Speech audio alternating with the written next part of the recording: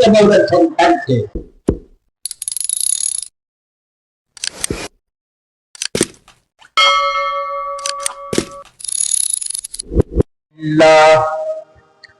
আলহামদুলিল্লাহ নাহমাদুহু ওয়া নাস্তাঈনুহু ওয়া নাস্তাগফির ওয়া নু'মিনু বিহি ওয়া নাতাওয়াক্কালু আলাইহি ওয়া নাউযু বিল্লাহি মিন শুরুরি আনফুসিনা ওয়া মিন সাইয়্যাতি আ'মালিনা من يهده الله فلا مضل له ومن يضلله فلا هادي له ونشهد أن لا إله إلا الله وحده لا شريك له ونشهد أن سيدنا وسندنا وحبيبنا ومولانا محمد صلى الله عليه وعلى آله وأصحابه وبارك وسلم أعوذ بالله من الشيطان الرجيم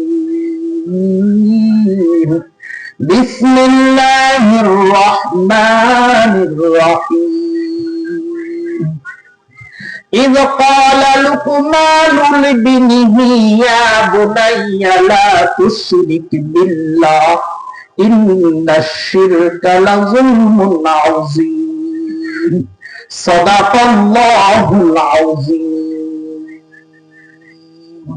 আমরা সকলে জবান খুলে দরুদ ইব্রাহিম পড়ি আল্লাহুম্মা সাল্লি আলা মুহাম্মাদিন ওয়া আলা আলি মুহাম্মাদ كما صليت على إبراهيم وعلى آل إبراهيم إنك حميد مجيد اللهم بارك على محمد وعلى آل محمد كما باركت على إبراهيم وعلى آل إبراهيم إنك حميد مجيد ফকির সালাহ ও দোয়ানি ছালা কেন্দ্রীয় জামে মসজিদের উদ্যোগে আজকের মাহফিলের সম্মানিত সভাপতি হযরত উলামায়ে কেরাম, মঞ্চে উপবিষ্ট হযরত উলামায়ে কেরাম, প্যান্ডেলের সামনে দূর দূরান্ত থেকে বিভিন্ন গোত্রের বিভিন্ন মায়ের সন্তান, পর্দার আড়ালের মা ও বোনেরা, ওই রব্বে কাবার দরবারে অসংখ্য অগণিত শুকর যে মহান রব্বুল আলামিন এই আশিকিন জাকিরিন শাকিরিন বেহেশতের বাগান জালিসুর রহমান জান্নাতের বাগান উলামায়ে কেরামদের মজলিসে কলবকে আত্মশুদ্ধির মজমায়, গুনাহ মাফের মজমায়, ফেরেশতাদের মজমায় আল্লাহ পাক আমাদেরকে হায়াতের জিন্দেগীর এক সুবর্ণ সুযোগ করে দিয়েছেন। এই বরকতি মজমায় আমরা বসতে পেরেছি। আল্লাহ পাকের জবান দিয়া রবের শুকর আদায় করি, উচ্চ আওয়াজে জবান খুলে পড়ি আলহামদুলিল্লাহ, আর একবার পড়ি আলহামদুলিল্লাহ। সাইয়্যিদুল মুরসালিন খাতামুন নবিয়্যিন জনাবে মুহাম্মদুর রাসূলুল্লাহ, সকলে পড়ি সাল্লাল্লাহু আলাইহি ওয়াসাল্লাম, সকলেই পড়েন সাল্লাল্লাহু আলাইহি ওয়াসাল্লাম। ভাই, অল্প কথা বলবো। আমরা যারা শুনবো আমলের নিয়তে শুনবো। ওয়াজ মাহফিল বহুত হয়, ওই ফজরে দেখা যায় যেই কয়জন মুসল্লি প্রতিনিয়ত নামাজ পড়ে ওই কয়জন, নতুন কোন মুসল্লি পাওয়া যায় না। কি বলেন, ঠিক না? ওয়াজ তো আপনারা শুনেন, জুমার দিনে ওয়াজ শুনেন, বিভিন্ন খানকায় ওয়াজ হয়, আবার গাজীর গানও হয়। মুসলমান ওয়াজে আসে, আবার গাজীর গানও যায়, আছে না মুসলমান? এখান থেকে আমি এই যে আয়াতে কারিমাটা তেলাওয়াত করেছি, এই আয়াতে কারিমা হযরত লুকমান আলাইহিস সালাতু ওয়াস সালাম তার সন্তানকে কিছু নসিহত করেছিলেন। আজকে আমরা যারা আছি, আমরা যারা মুসলমান আছি, আমরা যারা মায়েরা আছি, আমরা যারা বাবারা আছি, আমার সন্তানকে এই নসিহতগুলো করব। আমার সন্তান তিনটা জিনিসের কারণে নষ্ট হয়ে যাচ্ছে। এক নাম্বার কারণ হলো অসৎ বন্ধু। কি বন্ধু বলেন? সবাই তো বলেন কি বন্ধু? অসৎ বন্ধু। দুই নাম্বার হলো মোবাইল, তিন নাম্বার হলো নেশা। দর্শক বন্ধু, 2 নম্বর হলো মোবাইল, 3 নম্বর হলো নেশা। কথা বলেন ঠিক কিনা? মুসলমান ভাইরা আমার, আমরা হলাম শ্রেষ্ঠ নবীর শ্রেষ্ঠ উম্মত। আল্লাহ রাব্বুল আলামিন আমার আপনার নবীকে যতক্ষণ পর্যন্ত জান্নাতে না দিবেন ততক্ষণ পর্যন্ত অন্য কোন নবী জান্নাতে যাবার পারমিশন পাবে না। এই নবীর উম্মত যতক্ষণ পর্যন্ত জান্নাতে না যাবে রে বাপ, অন্য কোন নবীরা পর্যন্ত জান্নাতে যেতে পারবে না। অথচ এই নবী আমার এই উম্মতের জন্য কত কষ্ট করলেন, এই উম্মতের জন্য কত রক্ত জড়াইলেন, এই উম্মতের জন্য কত নবীজি কত কিছু নির্যাতনের শিকার হয়েছেন। এই উম্মতের জন্য নবী আমার তায়েফের ময়দানে দান দান মোবারক শহীদ করেছেন। অথচ দেখেন এই নবী এখন পর্যন্ত মদিনায় মুনাওয়ারা শুইয়া উম্মতি উম্মতি বলে কান্দে, আর এই উম্মত যাইয়া নেশার মধ্যে যাইয়া আড্ডা মারে, এই উম্মত সারাটা রাত্র মোবাইলের মধ্যে সময় দেয়, এই উম্মত অসৎ বন্ধুর সাথে ঘুরে নিজের জীবন আর যৌবন মা এবং বাবাকে তুচ্ছ তাচ্ছিল্য করে। কথা বলে ঠিক কিনা? ও মুসলমান ভাইরা আমার, মুসলমান ভাইরা আমার, এই জমিনের মধ্যে আল্লাহ আপনাকে সন্তান দিয়েছেন।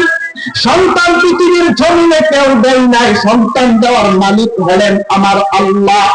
আমার আল্লাহ আপনাকে সন্তান দিয়েছেন। হযরত লুকমান তার সন্তানকে নসিহত করেছিলেন, বাবা তুমি কাহার সাথে আল্লাহর সাথে কাউকে শরীক করবা না। যে আল্লাহ আসমান বানিয়েছেন, যে আল্লাহ চন্দ্র বানিয়েছেন, যে আল্লাহ কায়নাত পাহাড় পর্বত আসমান জমিন যা কিছু আল্লাহর সৃষ্টি আমরা দেখি, ওই আল্লাহ সব কিছু বানিয়েছেন। ওই আল্লাহর সাথে কাউকে শিরিক করবা না, ওই আল্লাহর সাথে কাউকে সমকক্ষ করবা না, ওই আল্লাহর সাথে কাউকে মিলাইবা না। ও মুসলমান, আমরা তো এমন জাতি যারা মাজারের মধ্যে যারা সিজদা করি। কথা বলেন ঠিক কিনা?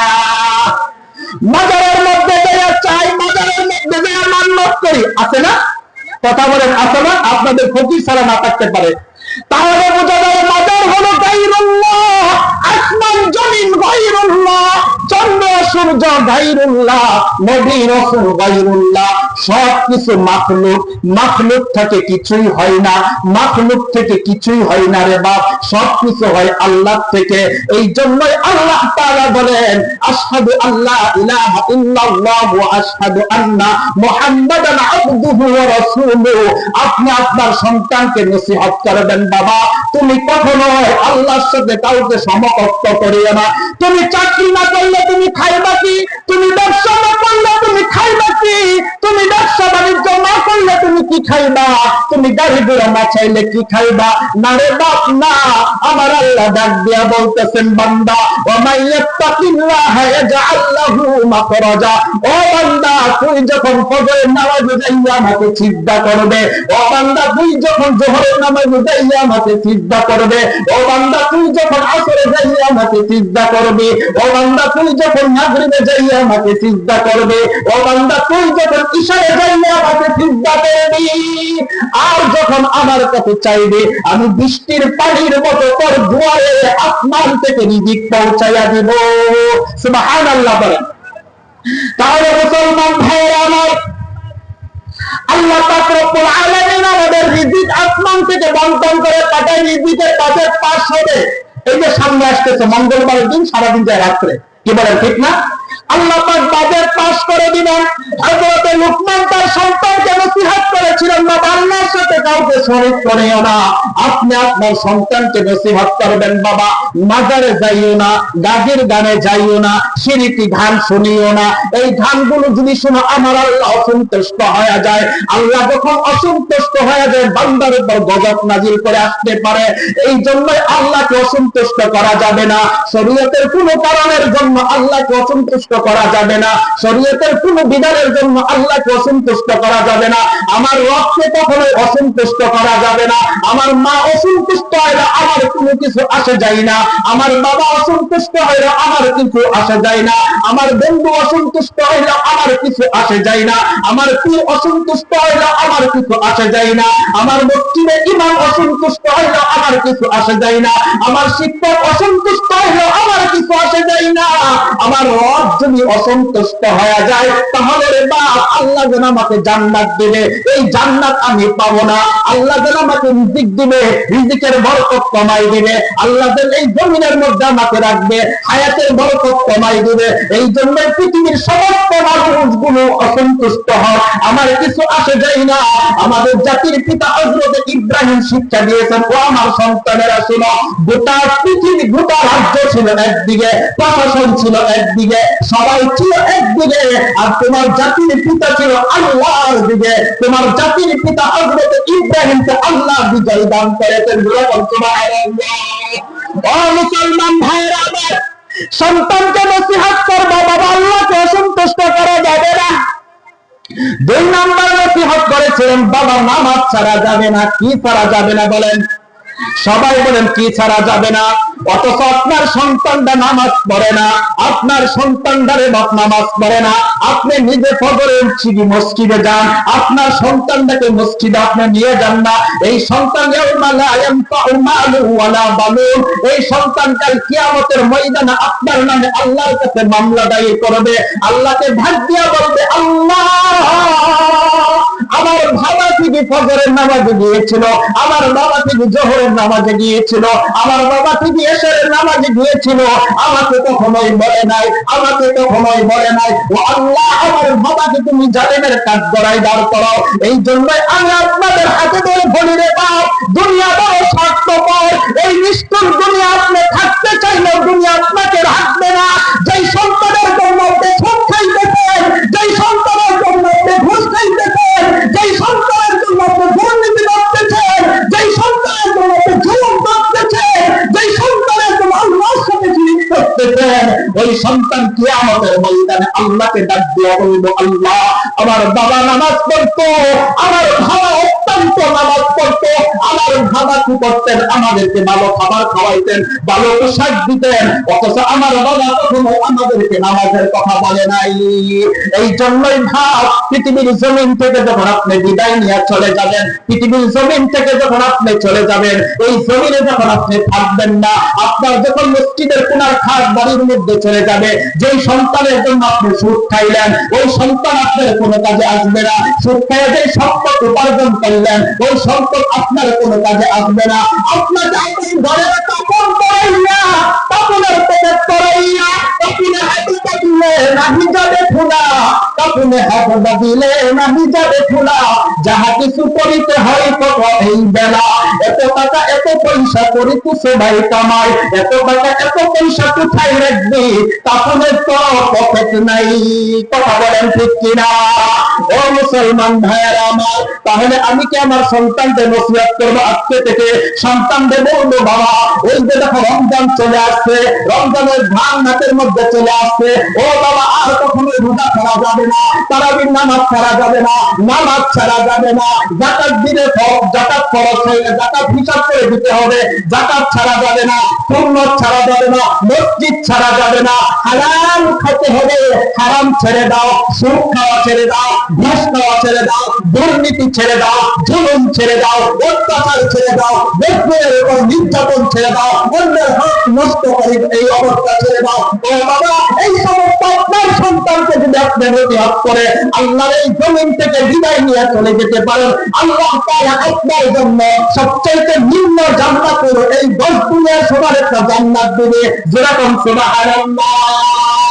এই জন্যই আল্লাহ তাআলা বলেন, কুনু মা'আস সাদিকিন। ও সন্তান, কখনো অসৎ বন্ধুর সাথে চলবে না। কথা বলেন ঠিক কিনা? কি বন্ধু? সবাই বলেন কি বন্ধু? অসৎ বন্ধু। যে অসৎ বন্ধু মসজিদ ভুলায়া দেয়, অসৎ বন্ধু নামাজ ভুলায়া দেয়, অসৎ বন্ধু মা বাবার খিদমত করা ভুলায় দেয়, অসৎ বন্ধু কোরআন তেলাওয়াত ভুলায় দেয়, অসৎ বন্ধু নামাজে আসা থেকে বিরত রাখে, ওই অসৎ বন্ধু পরিহার করতে বলবেন সন্তানকে। বন্ধুত্ব করব কার সাথে? বন্ধুত্ব করব কোন ওলামায়ে কেরামদের সাথে। বন্ধুত্ব করব কার সাথে? বন্ধুত্ব করব মাদ্রাসার ছাত্রদের সাথে। বন্ধুত্ব করব কার সাথে?